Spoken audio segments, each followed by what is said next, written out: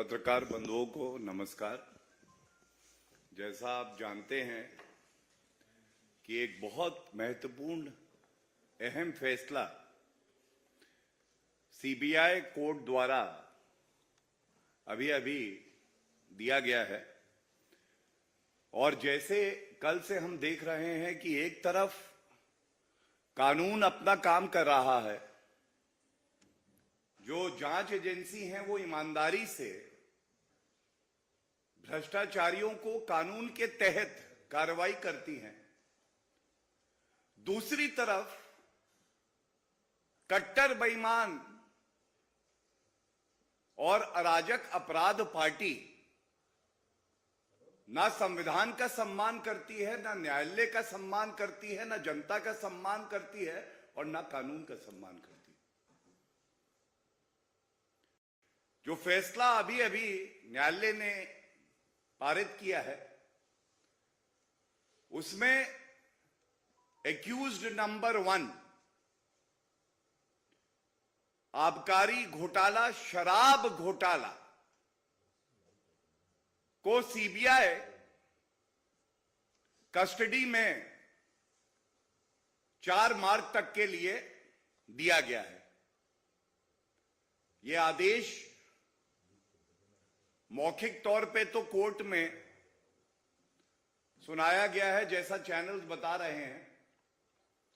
पूरा आदेश आएगा तो इसका अध्ययन भी किया जाएगा और विधिक तौर पे जो मेरी समझ है, मैं समझता हूं ये बड़ा ही अहम फैसला है। सबसे पहले तो जो ओछी घटिया अराजकतापूर्ण राजनीति कल से कट्टर बेईमान लोग अरविंद केजरीवाल के इशारे पर जो कर रहे हैं उसको उजागर करना बहुत जरूरी है। देखिए, सबसे पहले तो हर कोई ये बात जानता है, उप मुख्यमंत्री कई विभाग के मंत्री हैं। ये जो घोटाला इन्होंने किया है, ये घोटाला आबकारी नीति को लेके है, शराब नीति को लेकर है, शराब नीति। और किस तरह की नौटंकी की जा रही है कल से,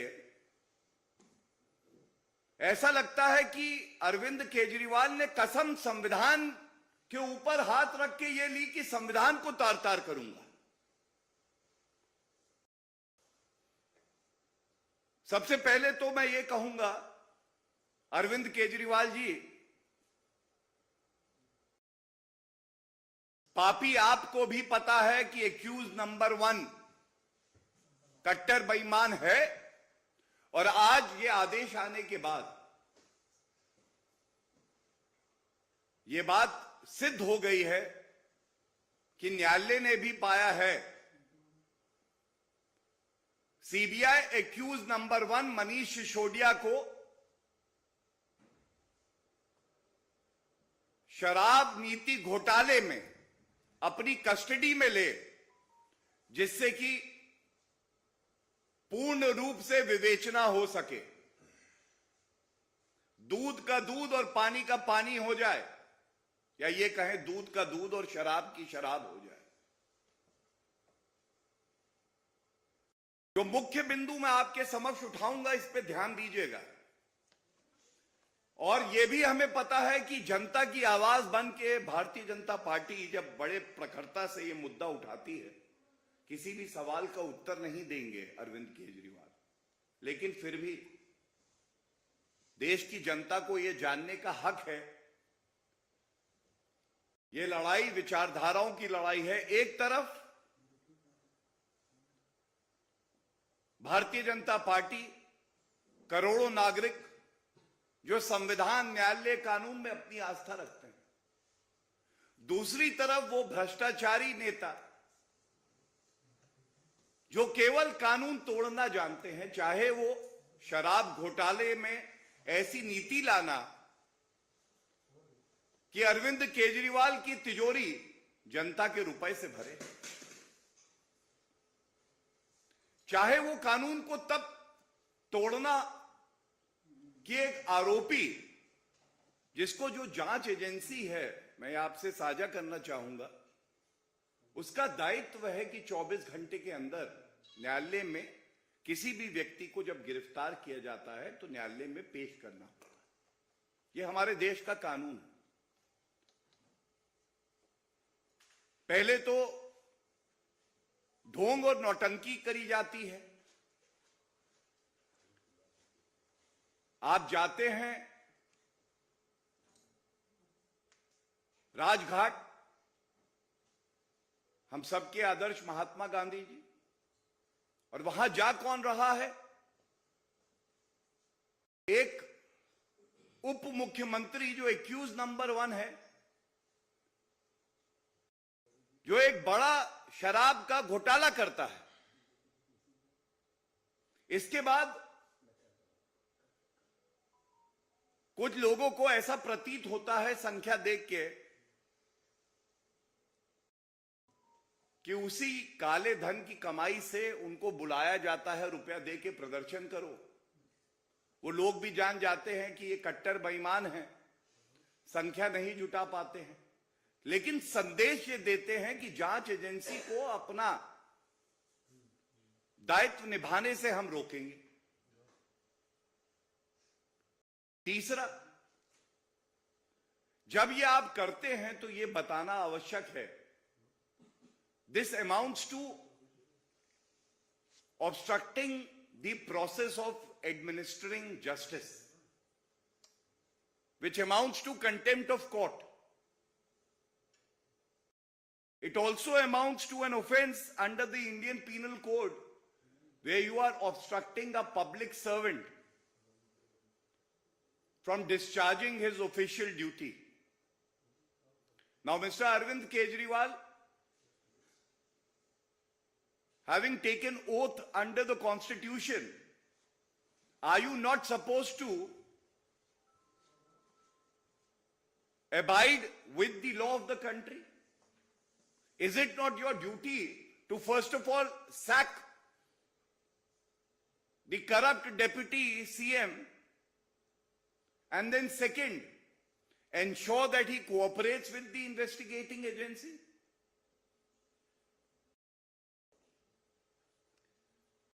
नौटंकी ये की जाती है कि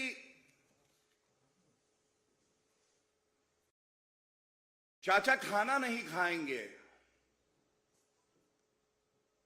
चाचा जी, जो दिल्ली के बच्चे हैं उनको शर्म आती है कि आप इतने भ्रष्टाचारी हैं, आपको चाचा कैसे बुलाएं? और पूरे देश के बच्चे आज ये कह रहे हैं अरविंद केजरीवाल और मनीष सिसोदिया से, चाचा खाना खाओ या ना खाओ, रिश्वत मत खाओ। दिल्ली की जनता और देश की जनता ये भी सवाल पूछ रही है कि आपने पूरी दिल्ली को शराब में डुबोने का प्रयास किया।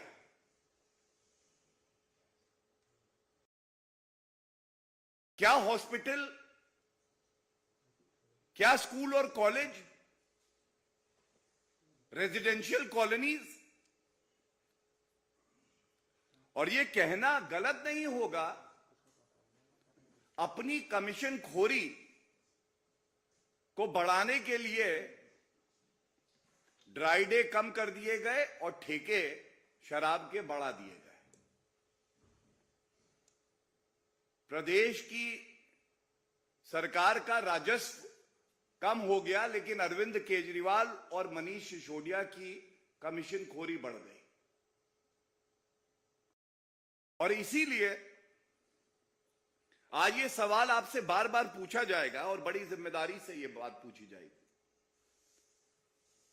मैंने अराजक अपराध पार्टी की कई प्रेस कॉन्फ्रेंसेस कल से देखी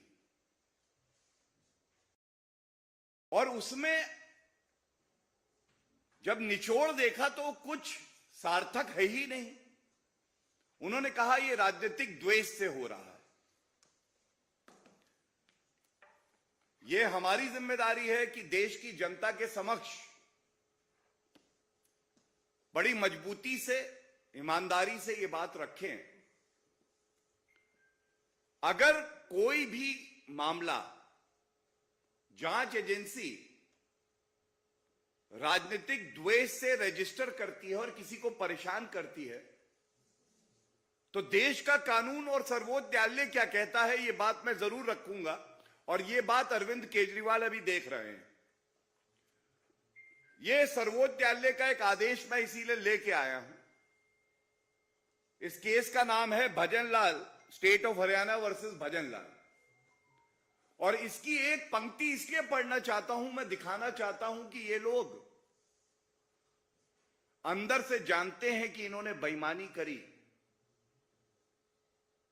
ये लाइन कहती है, where a criminal proceeding is manifestly attended with mala fide and or where the proceeding is maliciously instituted with an ulterior motive for wreaking vengeance on the accused and with a view to spite him due to private and personal grudge, the FIR and the charge sheet can be quashed.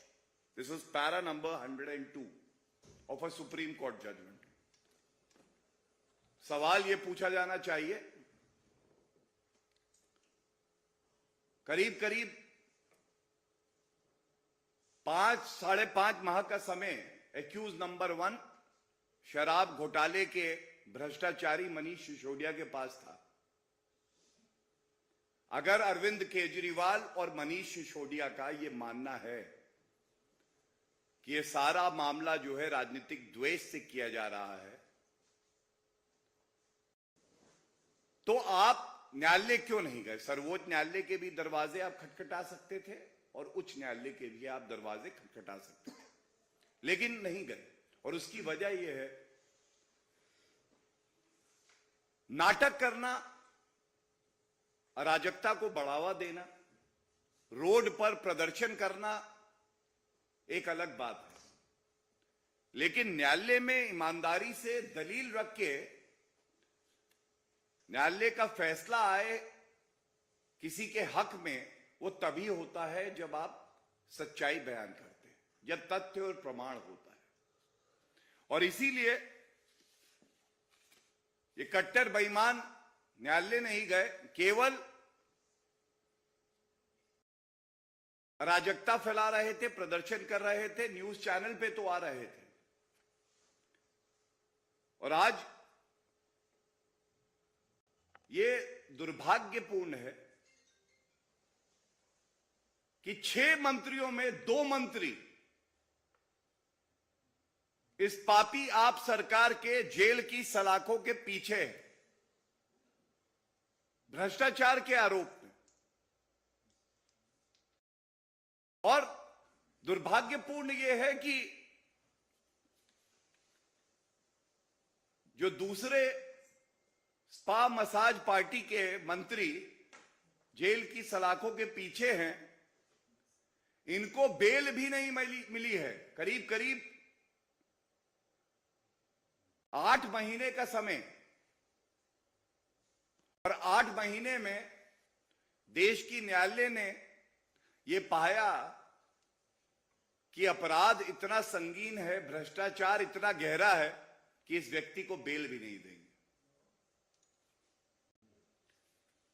मैं एक बात और उठा दूं, आप अराजकता फैला सकते हैं, लेकिन न्यायालय के अंदर मनीष सिसोदिया के वकील से जब पूछा गया कि आप जांच एजेंसियों के साथ कोऑपरेट नहीं कर रहे, उनके प्रश्नों के उत्तर नहीं दे रहे, तो आपको यह जानना चाहिए, उनके वकील ने कहा कि मेरा चुप रहने का अधिकार भी है। इसका मतलब भ्रष्टाचार करूंगा। सवाल जब सख्त आएंगे, जब प्रमाण आपको दिखाया जाएगा, तो कोई उत्तर नहीं होगा। तो मैं दलील दूंगा, मेरा हक है चुप रहने का। लेकिन अरविंद केजरीवाल जी, आपके कट्टर बेईमान उप मुख्यमंत्री की चुप्पी लाखों लाखों शब्दों से ज्यादा कह रही है। वो बता रही है कि यह घोटाला हुआ और आप सब घबराए हुए हैं। आप सब जानते हैं कि कानून का हाथ इतना लंबा है कि आपकी बेईमानी को उसने अब पकड़ लिया है। बहुत बहुत धन्यवाद। अगर कोई प्रश्न हो तो मैं वो प्रश्न लूंगा।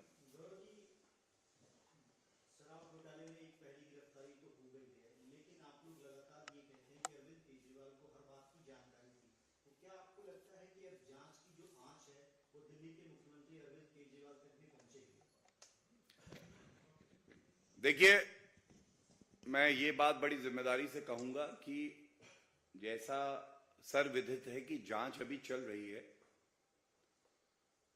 और आम जनता का विश्वास जांच एजेंसियों में है। इसका मास्टरमाइंड और किंग पिन कोई भी व्यक्ति क्यों ना हो, उसको ये गलत फहमी अगर वो है कि वो कानून से ऊपर है, तो ऐसा नहीं है। और ये जो 4 मार्च तक का समय है, एक बात ध्यान रखनी चाहिए, इसमें और भी मुश्किल प्रश्न पूछे जाएंगे। उम्मीद है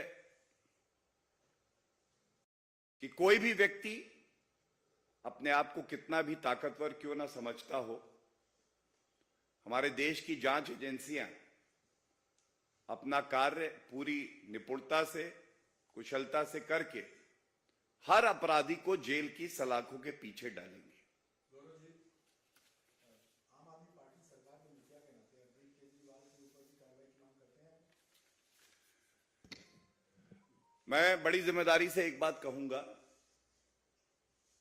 राजनीति में नैतिकता और मुख्यमंत्री जो होता है वो फर्स्ट अमंग इक्वल होता है। कैबिनेट जो है वो लीड करता है। आज 1/3 मंत्री अगर भ्रष्टाचार का आरोप उनके ऊपर लगा है,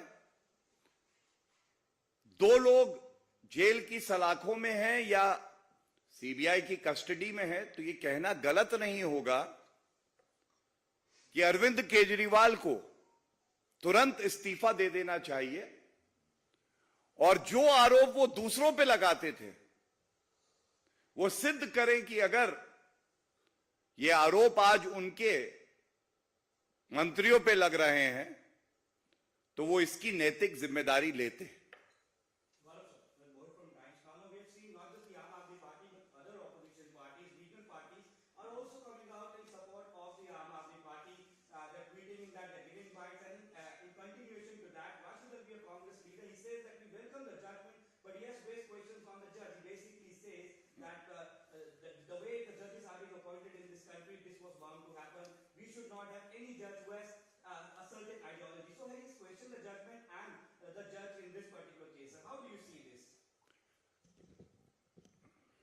All the corrupt parties and corrupt leaders are flocking together because they know the might of the law now, the power of the investigating agency.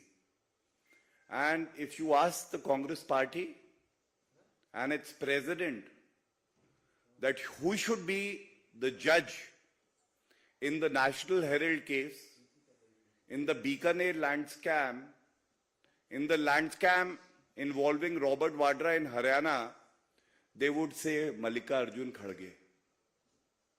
We don't decide who would be hearing which case. But it is our belief in the Constitution of India, in the Honorable Supreme Court and the judiciary of the country, which keeps the nation strong. And the common man has this faith in the institutions of the country. It's only the corrupt that are afraid of the judiciary of the country and the investigating agencies of the country. Thank you. Any other questions? Thank you so much.